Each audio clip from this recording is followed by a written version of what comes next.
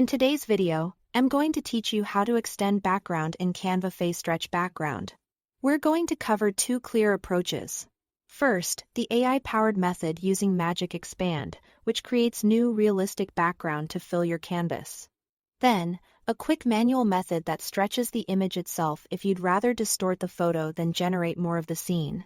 Start by selecting the photo you want to extend on your canvas. With the image clicked, go to the top toolbar and choose Edit Photo.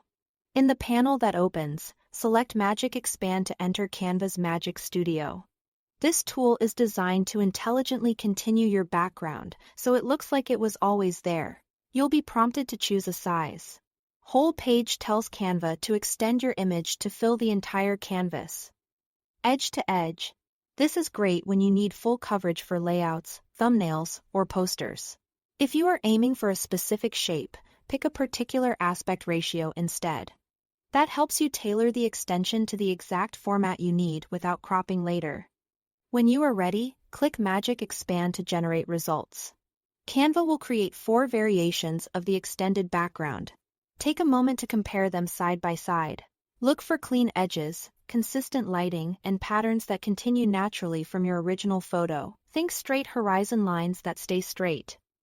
Repeating textures that don't abruptly shift and shadows that match direction and intensity. When one option blends in convincingly, select it and click Done. Your canvas will update and you'll have a seamless extended background that feels authentic to the original scene. If you prefer to physically stretch the image rather than generate new content, use the manual method.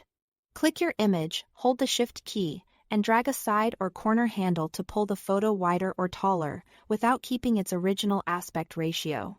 This will distort the content, so it's best used thoughtfully. It can work well on simple, uniform backgrounds like skies, gradients, water, or soft bokeh, where a bit of stretching won't be noticeable. On detailed areas, buildings, faces, or text distortion can look obvious.